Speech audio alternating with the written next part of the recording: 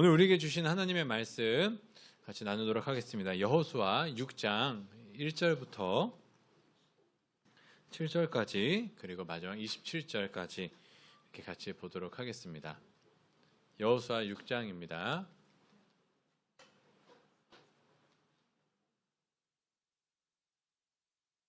네, PPT가 넘어가지 않기 때문에 성경책을 펴셔서 여호수아 6장 1절부터 7절까지 그리고 27절 한 절만 같이 읽도록 하겠습니다.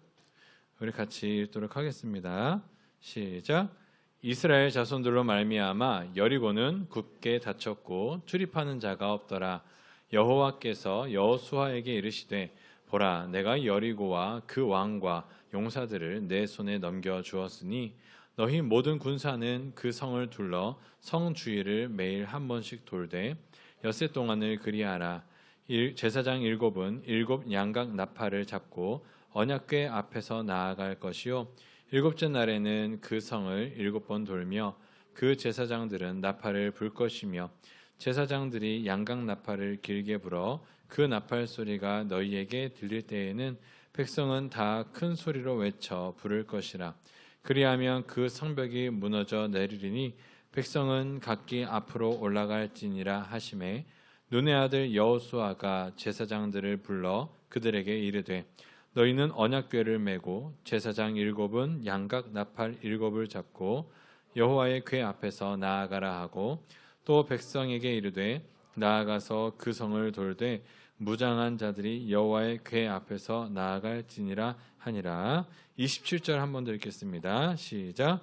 여호와께서 여호수아와 함께 하시니 여호수아의 소문이 그 온 땅에 퍼지니라. 아멘. 자, 많이 더우시죠? 네, 많이 더우실 줄로 압니다. 그래서 너무 더우신데 예배 시간에 부채질 못하지 않을까 걱정하지 마시고요. 마음껏 부채질 하시고요. 네, 그리고 에어컨 관련해서 온도 관련해서는 교사회와 면려회가 지속적으로 교회 측에 노력하면서 이야기를 하고 있는 중에 있습니다. 그래서 정말 많이 해주시네요. 그래서 네, 조금 권면해 드리는 거는 그래서 좀 안타깝지만 이게 시설상 바로 하루 아침에 지금 좀 온도가 개선될 것 같지는 않아요. 그래서 개인 핸디 선풍기 같은 것들을 예배 시간에는 들고 오시는 것을 권면하고요. 네, 그렇게 해서 예배 시간에 사용하는 것에 대해서는 우리가 모두 다 같이 이해해 줄 수 있도록 했으면 좋겠습니다. 그리고 한 가지 팁을 드리면 늦게 들어오시면 덥습니다. 조금 일찍 들어와서 있으면 조금은 온도가 많이 시원합니다. 그래서 예배 10분 전에 기도하는 시간이 있기 때문에 그 시간에 조금 맞춰와 주셔서 몸의 열도 낮추시고 물도 마시고 그렇게 시간 가지시면 좋을 것 같습니다. 예, 오늘 같이 말씀 나누도록 하겠습니다. 여호수아입니다. 자, 여러분은 무엇이 가장 두려운가요? 어떠한 것을 가장 두려워하시나요? 저희 어머니 같은 경우에는 세상에서 벌레를 제일 두려워하는 것 같습니다. 옛날에는 이게 조금 약간의 쇼? 오바라고 생각했었던 때도 있는데 어머니는 정말로 벌레를 싫어하세요. 아주 경악을 하시고 몸이 굳어버리십니다. 여러분은 어떠세요? 뱀을 두려워하는 사람도 있고요. 벌레를 무서워하는 사람도 있고요. 또 다양한 나만의 어떤 심리학적으로 트라우마를 갖고 있는 것을 두려워하기도 합니다. 아까 지인 리더가 이야기했듯이 요즘 칼부림이 너무 많다 보니까 바깥에서 걸어 다니는 것도 두렵고 이제는 노이즈 캔슬링 기능이 그렇게 좋은 것만으로 느껴지지도 않는 그런 시대죠. 이제 그러한 가운데 각자 두려워하지만 대부분 사람들이 공통적으로 두려워하는 것이 있습니다. 이거는 모든 여러 가지 학자들이나 분석가들도 이야기를 하는 공통적인 부분인데 바로 예측할 수 없는 상황, 또 통제할 수 없는 영역. 같은 것 같지만 다르고 다른 것 같지만 같은. 무슨 말인지 아시겠죠? 도대체 어떻게 될지 예측이 안 되는 상황에서 우리는 두렵고요. 예측할 수는 있을 것 같아도 그것이 내 통제 안에 있을 수 없다라는 것을 알게 되면 그것도 두렵습니다. 삶의 영역도 그렇고 결혼도 그럴 수 있고 또 몸이 아픈 사람들도 그럴 수 있고요. 여러 가지 두려운 것들이 있습니다. 상상해 보십시오. 내가 통제할 수 있다면, 내가 그 상황을 컨트롤할 수 있는 그러한 가능성이나 능력이 있다면 조금 어렵다 할지라도 최선을 다해 이악 물고 노력하며 감당하면 소망이 있습니다. 병이 그렇죠. 의사들이 조금 시간이 길게 걸리고 돈이 많이 들어도 고칠 수 있습니다 라고 이야기를 한다면 소망이 있죠. 그런데 이거는 고칠 수 없습니다. 평생 갖고 가셔야 합니다. 신의 영역입니다. 이러한 이야기를 하는 순간 우리는 절망에 빠지게 됩니다. 돈을 아무리 들여도 이 수많은 병원을 찾아다닌다 한들 고칠 수 없는 상황이라면 우리는 통제할 수 없는 영역이기 때문에 두렵죠. 여러분은 어떻습니까? 주님의 뜻을 따라서 순종하며 살아가는 모든 그리스도인들에게는 평안이 있기를 소망합니다. 그러나 막상 우리가 살아가는 이 삶을 조금만 맞닥뜨려 보면 하나님의 뜻을 따라 산다고 할지라도 그 앞에 탄탄대로 완전한 평안만 있는 것 같지는 않아 보입니다. 도리어 누군가가 일부러 그렇게 해놓은 것처럼 다른 사람들은 순탄하게 걸어가는 그 길에 악인들은 달려가는 것처럼 느껴지는 그 삶에 왜 하필 나일까? 왜 하필 지금일까? 왜 하필이라는 그 질문 속에서 내가 예측하지 못했던 상황을 마주하게 되고 내가 감당할 수 없는 상황을 마주보게 됩니다. 혹시 지금 이 가운데에 평생 내가 이렇게 되리라 생각한 적도 없는데 어느 순간 예측할 수 없는 상황 속에 놓인 분들이 계시거나 또는 열심히 달려간다고 달려왔는데 내가 도무지 통제할 수 없는 높고 크고 단단한 벽을 만나서 어떻게 해야 될지 모르는 상황에 있는 분들이 계시다면 오늘 말씀 가운데에 하나님의 음성이 여러분의 마음속에 평안으로 들려지기를 주님의 이름으로 축복합니다.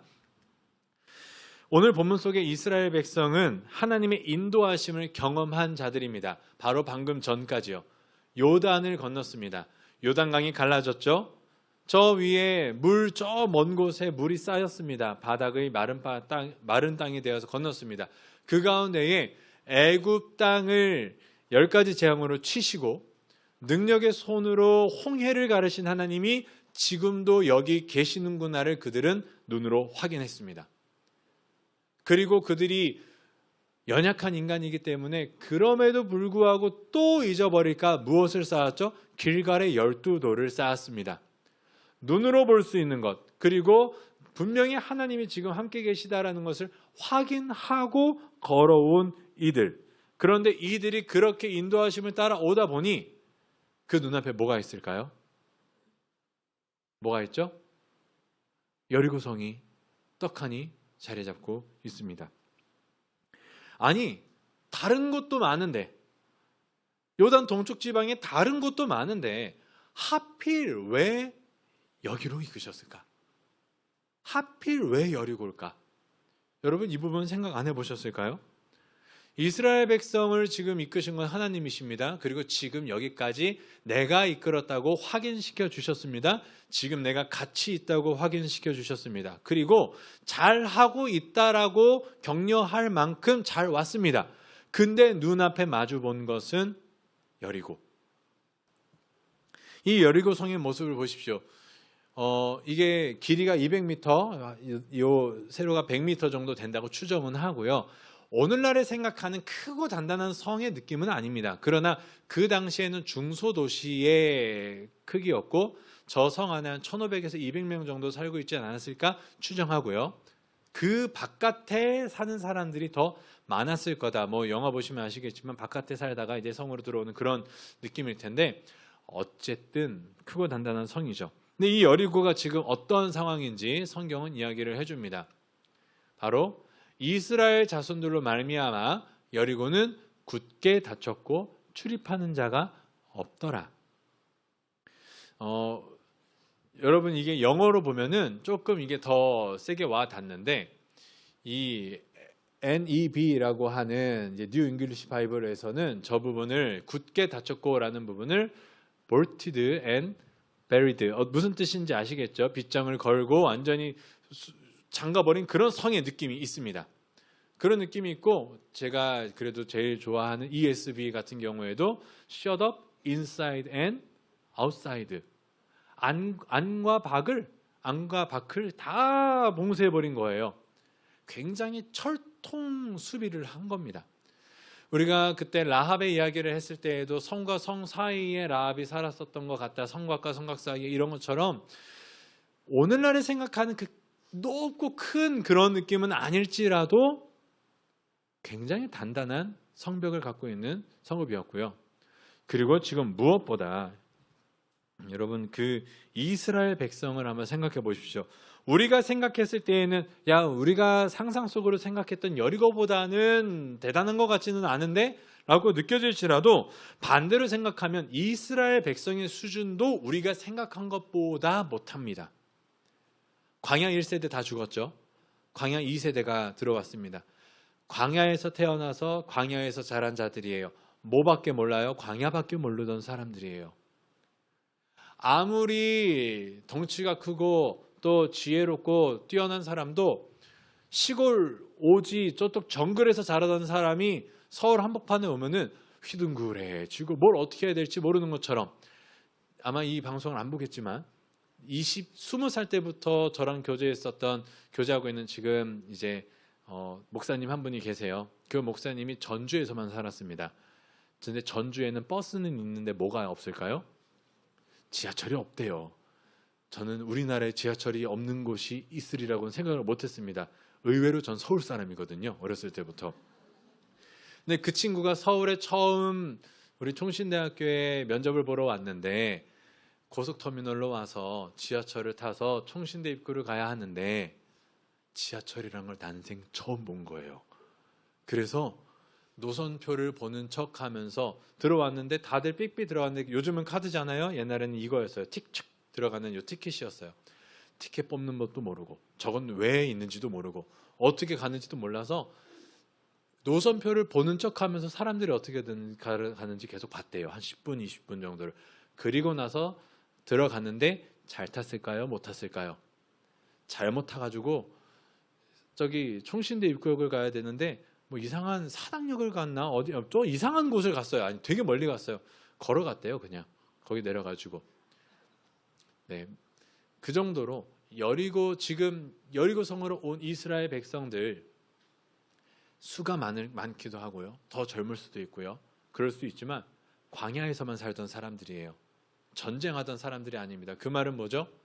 성벽이 있는 성읍을 어떻게 점령해야 될지 모르는 사람들이에요. 그래 본 적도 없고요. 그렇게 배워온 적도 없습니다. 그냥 유랑생활 했었던 사람들이죠. 자, 그러한 가운데에 여러분 한번 생각해 보세요. 막무가내겠죠. 저 위에 있는 거는 라스트 사무라이라는 영화인데, 이제 기관총 앞에 달려드는 이제 사무라이들이 죽어나가는 경우, 그리고 저기에 우리가 아주 좋아하는 거북선, 일본 사람들이 어떻게 대해야 될지 몰라서 그냥 쿵쿵쿵쿵쿵쿵 다 부서지는 그러한 쾌감을 느끼는 그러한 건데, 비슷한 느낌이었을 겁니다. 아무리 이스라엘 백성이 많아도요, 여리고 성이라는 성벽은 우리가 생각하는 것 이상으로 더 크고 막막하게 느껴졌을 거예요. 우리가 인생을 살아갈 때 그렇습니다. 우리가 인생을 살아갈 때에 이런 상황을 마주보게 될 때가 있어요. 분명히 난생 처음 마주한 상황, 생각하지도 못했던 상황. 분명히 나는 하나님의 말씀대로 살려고 노력해왔고 그렇게 걸어왔는데, 하나님께서 맞다고 해주셨고 지금도 확인을 시켜주셨는데, 그러나 삶을 나아가 보니 마주 막연함 가운데에 우리가 서 있는 듯한 느낌을 받게 되는 거죠. 정말 이 상황을 당해본 사람만이 그 난감함, 그 불안함, 그 두려움을 압니다. 어떻게 해야 될지 몰라요. 어디로 가야 될지 몰라요. 어떻게 반응해야 될지를 모릅니다. 굉장히 막막하고요, 불안하고 두렵습니다. 이거는 우리 그리스도인들에게 굉장히 큰 딜레마를 갖다 줍니다. 왜냐하면 죄를 지어서 그 길이 어그러졌다면 크고 인자하시고 긍휼이 많으신 하나님께 회개해서 돌이켜 그 어그러진 길을 곧게 하고 다시 바른 길로 올라가면 돼요. 그게 답입니다. 그런데 내가 그렇게 큰 죄를 지은 것 같지도 않고 또 그렇게 뭔가 잘못한 것 같지도 않은데 아무 이유 없이 내 삶 가운데에 내가 예측하지도 못했고 감당하지도 못했던 크고 높은 성을 마주할 때가 있다라는 거죠. 그 순간 우리는 딜레마에 빠집니다. 이건 뭐지? 왜 나에게 이 일이 일어났지? 그리고 하나님은 왜 나를 이곳에 두신 거지? 여러분 이거 잘 생각해 보셔야 됩니다. 왜 나를 여기에? 왜 나를 하필? 그리고 왜 이렇게? 한번 말씀을 다시 한번 보면 여호수아 6장 2절에 이렇게 이야기하십니다. 여호와께서 여호수아에게 이르시되 보라 내가 여리고와 그 왕과 용사들을 내 손에 넘겨 주었으니. 여기서 우리가 간과하면 안 되는 중요한 사실이 있습니다. 바로 이미 주셨다라는 사실입니다. 분명히 5장에서 우리가 읽진 않았지만 5장에서 여호수아는 여호와의 군대 장관을 만나게 됩니다. 여호수아의 군대 장관을 만나고 여기 오게 되는데 우리가 영의 눈을 여서 보면은 이렇게 되죠. 여호와의 군대 장관이 그때 왔지만 이미 먼저 침공을 시작하셨다. 그래서 이미 주셨다라는 것을 우리는 영적인 눈을 열어서 보게 됩니다. 이미 함락하셨고 이미 주신 거예요. 그런데 본문을 보면 이제 이 이후에 이야기하시는 게 되게 좀 황당합니다. 우리가 잘 알다시피 방금 읽었듯이 뭘 명령하시죠?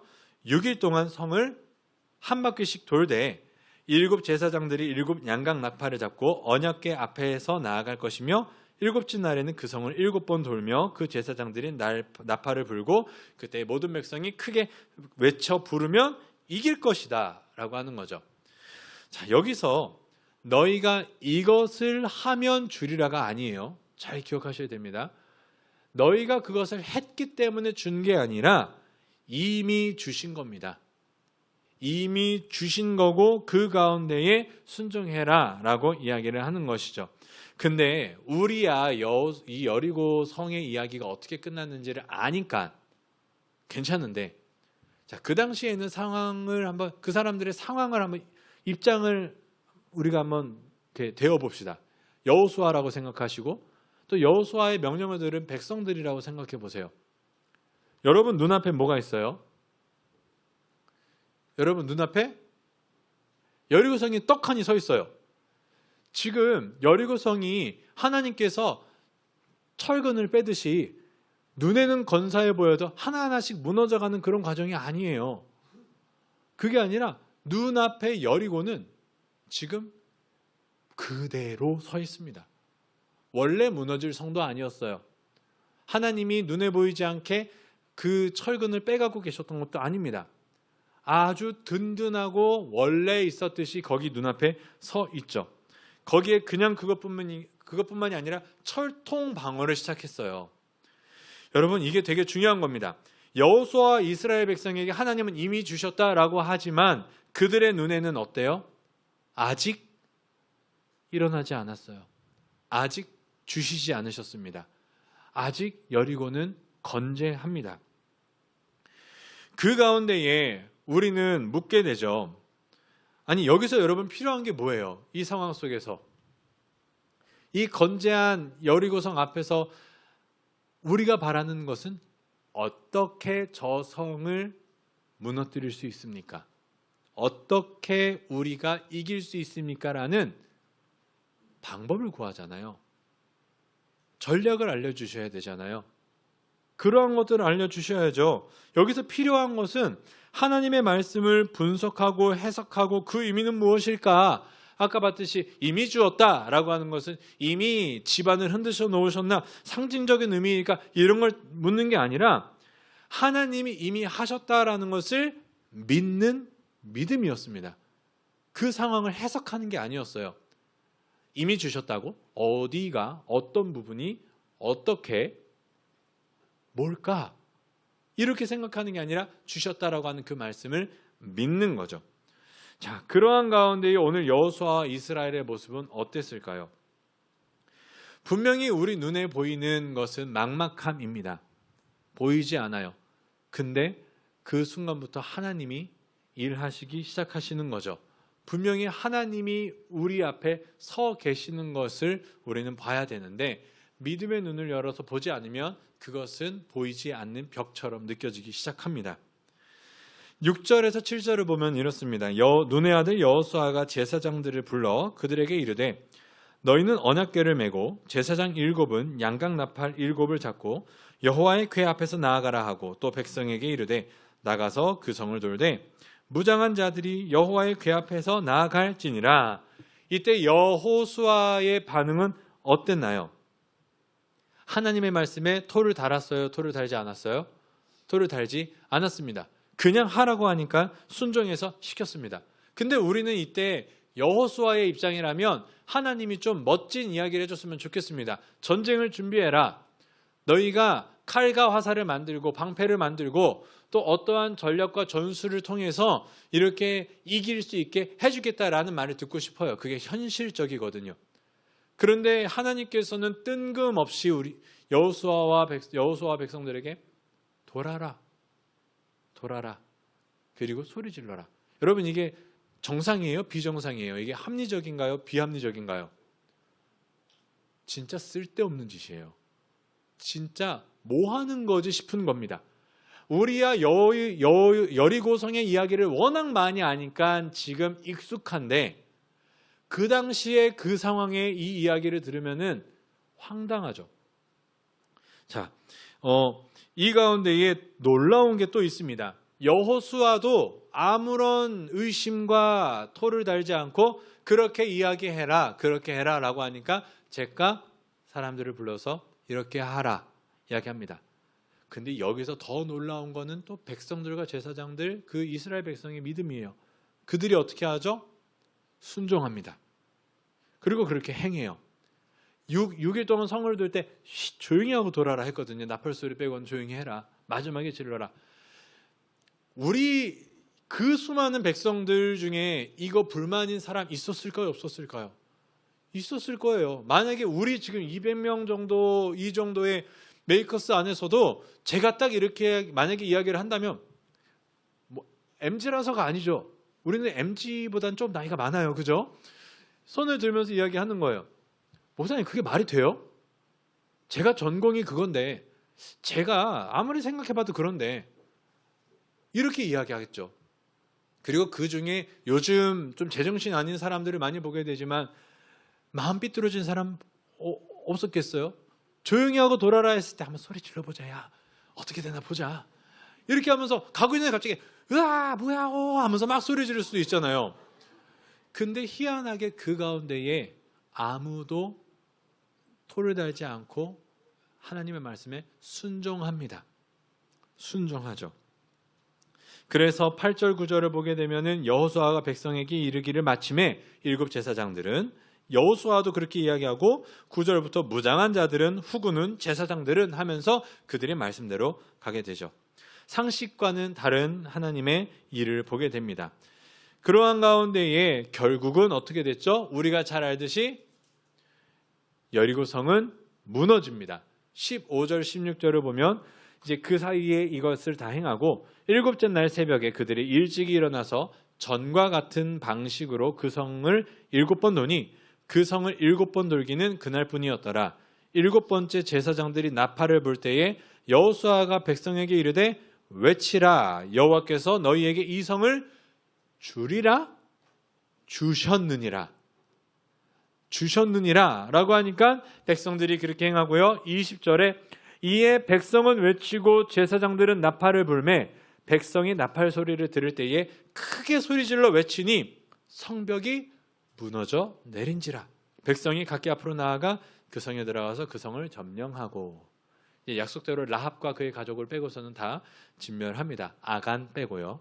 아간의 상황 빼고요. 자, 여러분 이건 굉장히 놀라운 일입니다. 순살 여리고도 아니고 하나님이 하신 일이죠. 소리 질러서 돌기반에서 소리 질러서 무너진 거 우리야 익숙하지만 정말 놀라운 일입니다.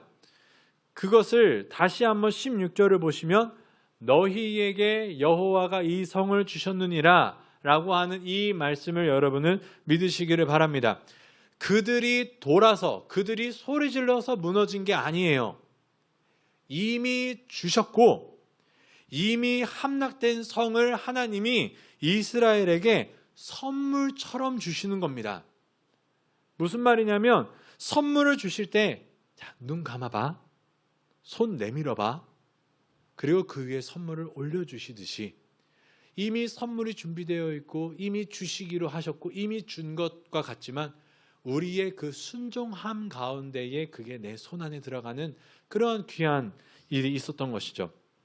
그리고 이러한 익숙한 여리고성의 이야기 이후에 성경이 여호수아를 어떻게 평가하는지를 한번 같이 읽어보겠습니다. 시작. 여호와께서 여호수아와 함께 하시니 여호수아의 소문이 그 온 땅에 퍼지니라. 이 모든 일이 끝난 이후에 평가를 한번 보십시오. 뭐라고 하죠? 여호수아는 초능력자더라. 여호수아는 이순신 장군과 같이 굉장한 전술과 지략과 능력을 가진 장수더라. 획기적이고 참신한 아이디어를 갖고 있는 리더더라. 이렇게 평가하나요? 뭐라고 평가를 하죠?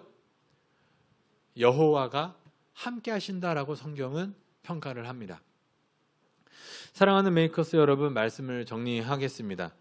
죄악으로 인해 마주치게 되는 어려운 상황이 분명히 있습니다. 죄악은 우리를 그렇게 아프게 만들어요. 그러한 가운데 계시다면 속히 회개하십시오. 예수 그리스도의 십자가 앞으로 나아가십시오. 그러면 사랑이 많으시고 인자하시고 긍휼이 많으신 하나님께서 호세아가 그 아내 고멜을 사랑했듯이 돌이킬 때에 분명히 받아주실 겁니다. 그래서 혹시 죄악으로 인하여 마음 아픔, 삶에 어그러진 상황들이 있다면 회개해 주시고 긍휼하신 은혜를 받기를 소망합니다. 그런데 그게 아닌데, 난 정말 열심히 살았는데, 최선을 다해 살았는데, 내 모든 순간에 기도하고 시작했고 하나님의 응답을 받은 것처럼 평안히 시작했고 또 그의 음성을 따라서 지금도 내가 함께하고 있다, 이 길이 맞다 확신을 시켜주셨음에도 불구하고, 그런데 그렇게 걸어왔는데 아니 그 앞에 떡하니 여리고성과 같은 내 인생에 예상하지도 못했었던, 내가 감당하지도 못할 크고 높은 벽을 마주하게 되는 상황에 처하게 됐을 때, 그럴 때가 있다는 겁니다. 여러분, 그럴 때 무엇을 해야 되냐면 나의 생각과 방법, 계획, 의지하지 마셔야 됩니다. 세상이 제안하는 조건, 어떤 평가, 물론 우리가 그것을 완전히 무시하는 게 아니지만 거기를 의지하면 안 됩니다. 왜죠? 처음 만난 것이기 때문이에요.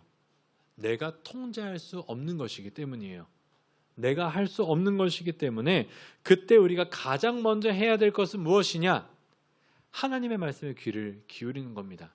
하나님의 말씀에 귀를 기울이는데 여호수아와 백성들이 지금 무엇을 하고 있느냐? 여리고성을 앞에 뒀을 때의 그 막막함, 어떻게 해야 될까 고민하고 있겠지만 여호수아와 그의 백성들은 하나님의 말씀에 귀 기울이고 있었고 그가 말씀하시니 즉각 순종했습니다. 특별히 내가 한 번도 가보지 않은 길을 갈 때에는 더욱 그렇게 하셔야 됩니다. 내가 할 수 없다고 생각하는 곳으로 이끄셨다면 더욱 그렇게 해야 됩니다. 제 딸 시은이가 아직 조그매요. 아직 어려요. 한글도 못 읽습니다. 자, 그런데 얼마 전에 키즈 카페를 한번 데려갔었어요. 키즈 카페를 데려갔는데 그 키즈 카페가 요 버튼씩 누르는 그 자동문이 있었습니다. 눌러야 열려요. 눌러야 열리는데 제가 시은이를 데리고 키즈 카페를 갔을 때 시은이 앞에는 그러면 뭐가 있는 거죠? 눈앞에 크고 높은 벽이 있는 겁니다. 자기가 누를 수도 없어요. 누르시오라는 글씨가 뭔지도 몰라요. 그냥 아빠가 좋은 곳 간다고 해서 같이 왔고 아빠가 있으니까 따라왔습니다. 아빠가 데리고 와서 온 거예요.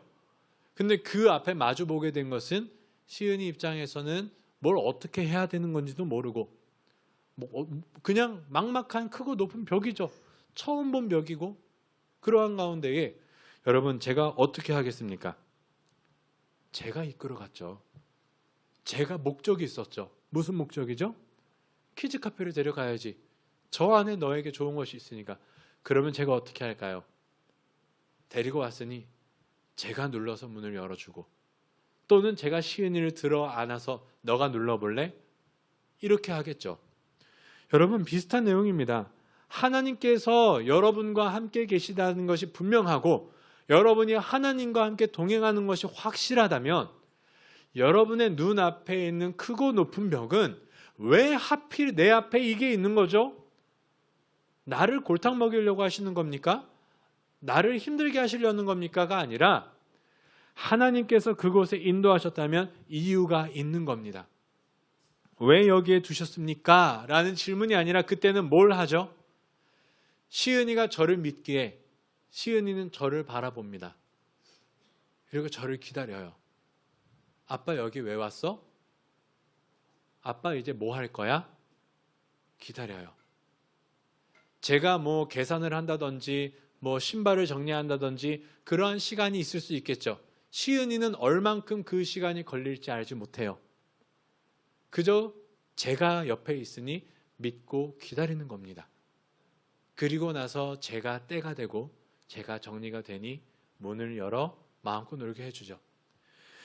여러분, 그러한 막막한 벽 가운데에 여러분이 하나님과 함께 계셨다면, 그리고 하나님과 함께 계시는 게 분명하다면, 하나님이 거기를 인도하는 것이 맞다면 그 순간에는 여러분 제일 먼저 해야 되는 게 크고 막막한 벽을 마음껏 부딪히고 때리고 이렇게 힘들게 그 상황을 타개하려고 내 나름대로 하는 게 아니라 나를 인도하신, 나를 사랑하시는 나의 아버지 하나님을 바라보는 겁니다. 바라보고 그가 무슨 얼굴로 나를 바라보고 계시는지, 그가 나에게 무슨 말씀을 하실 건지 여러분 기다리시면 되는 겁니다. 잠잠히 선한 목자 사랑의 아버지가 여러분을 향하여 그저 웃고 계시며 나는 지금 뭘 해야 될지, 나는 왜 여기에 있는지 알지 못해도 그가 여러분을 향해 웃고 계시다면 잘 온 겁니다. 잘 계신 거예요. 하나님께서 그 길을 앞으로 인도하실 예정이십니다. 여러분, 그러한 가운데에 교회라는 것을 바라보면 그러한 것들을 우리가 가끔 느끼게 됩니다. 교회는 기업이 아니죠. 교회는 기업이 아니기 때문에 어떤 공동체를 관리하는 컨베이어 벨트가 아닙니다. 목양의 장소이고 양이 풀을 먹고 마시고 성장하고 주님과 함께 이끌어가는 유기적인 곳이에요.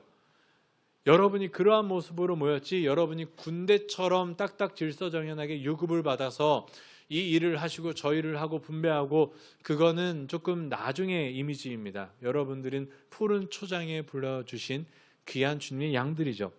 그렇다면은 우리가 가야 될 길은 하나죠. 목자 대신 예수님을 따라가는 겁니다. 예수님을 따라가는 거죠. 그 가운데 여러분 넓은 들판에서 목자가 여러분을 이끄실 때 원래 가봤던 풀장이라면 내가 마음껏 뛰어보겠지만 난생 처음 가본 곳으로 이끄는 거예요. 그때 여러분은 어떻게 해야 되겠습니까? 목자의 뒤를 따라가는 거죠. 어디에 절벽이 있을지, 어디에 이리와 사나운 맹수들이 있을지 알지 못하니까 양들은 목자를 따라가는 겁니다. 그 역할을 감당하는 게 또 교역자고요.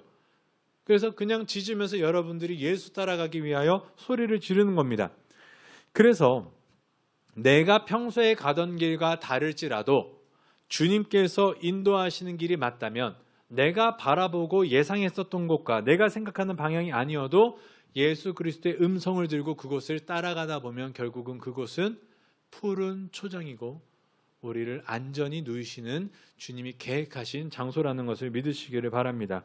동일합니다. 그리스도의 삶도 그렇습니다. 세상이 살아가는 방법과는 다른 삶을 살아가요. 세상의 방식대로, 세상의 기준대로, 세상의 잣대로 여러분의 삶을 재단하지 마십시오.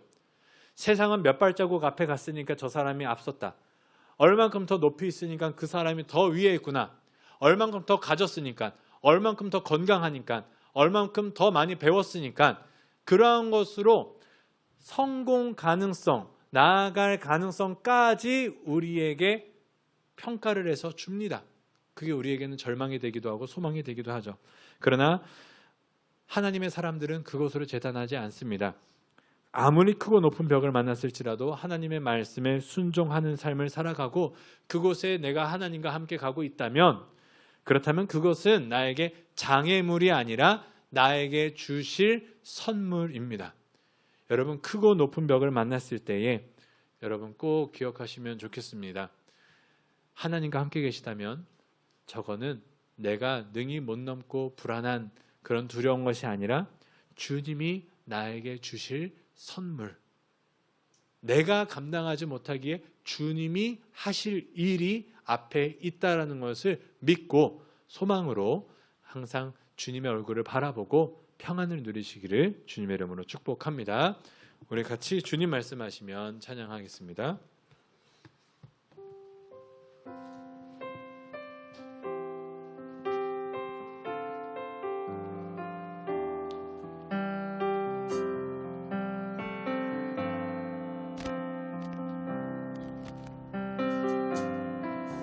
주님 말씀하시면 내가 나아가리다. 주님 뜻이 아니면 내가 멈춰서리다. 나의 가고 서는 것 주님 뜻에 있으니 오 주님 나를 이끄소서. 주님 말씀하시면 주님 말씀하시면 내가 나아가리다. 주님 뜻이 아니면 내가 멈춰서리다. 나의 가고 서는 것 주님 뜻에 있으니 오 주님 나를 이끄소서. 뜻하신 그곳에 나 있기 원합니다. 이끄시는 대로 순종하며 살리니 연약한 내 영혼 통하여 일하소서. 주님 나라와 그 뜻을 위해 뜻하신 그곳에 나 주와 함께 있기를 원합니다. 뜻하신 그곳에 나 있기 원합니다. 이끄시는 대로 순종하며 살리니 연약한 내 영혼 통하여 일하소서. 주님 나라와 그 뜻을 위하여 오 주님 나를 이끄소서. 이 시간 이미지 2개만 그려드리겠습니다. 하나는 아까 말씀드렸듯이 내 인생의 크고 높은 벽을 만났을 때 아이가 아버지의 손에 이끌려 아버지가 열어줄 수 있는 그 문 앞에 섰을 때의 그 느낌, 그 하나의 이미지를 갖고 계시고요. 두 번째 이미지는 저 앞에 너무 좋은 장난감 또는 너무 좋은 선물이 있습니다. 그곳으로 달려가려고 하는데 하나님이 내 손을 굳게 잡고 그 자리에 멈추게 하시는 거예요. 나는 왠지 모르겠습니다. 근데 어른의 눈으로 보니까 그 앞에 횡단보도가 있었어요. 그 길을 지금 달려가면 차에 치여서 죽을 수밖에 없는 위험한 상황입니다. 아버지가 그래서 그 손을 붙잡고 막아주신 거죠. 여러분의 삶 가운데에 내가 이해할 수 없는 크고 막막한 높은 벽이 있을 때 나는 주님과 함께 달려가고 있었지만 왜 나를 여기에 갑자기 멈추게 하시는지 알지 못한다면 말씀드렸듯이 그때는 주님의 얼굴을 바라보십시오. 주님이 여러분을 향하여 웃고 계시다면 여러분 그곳에서 평안하실 수 있습니다. 우리 시간 삶의 자리에 막막함, 두려움, 또 왜인지 알지 못하는 여러 가지 기도의 제목들을 갖고 오늘 말씀을 기억하며 우리 한번 같이 주님의 얼굴을 바라봅시다. 주님의 음성에 귀 기울여 봅시다. 우리 같이 그 기도 제목 갖고 기도하겠습니다.